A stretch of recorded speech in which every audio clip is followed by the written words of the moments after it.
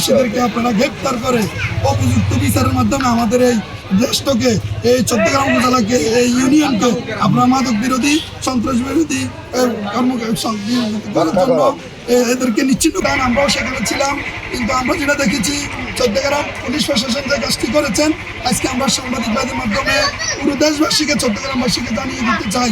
আমাদের এখানে যিনি এমপি মহোদয় আছেন, আপনাকেও আমরা জানিয়ে দিতে চাই, আমরা নিজেরা উপস্থিত থেকে সেখানে আমরা মূল আসামিকে আমরা ধরিয়ে দিতে সক্ষম হই।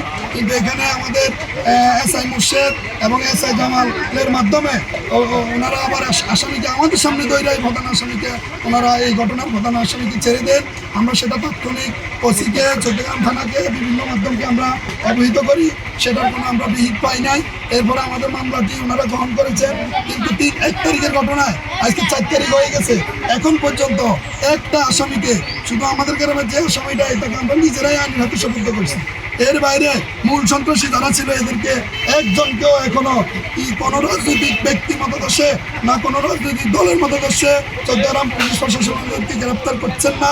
আমরা আজকে আপনারা সেই ঘটনাটি, আপনারা সাংবাদিক ভাইরা এখানে এসেছেন, বিভিন্ন টিভি চ্যানেল এসেছেন, আপনাদের মাধ্যমে আমরা পুরো চট্টগ্রামবাসীকে এবং আমাদের এমপি মহোদয়কে, সরকারেরকেও আমরা সেই ঘটনা নিয়ে জানাই।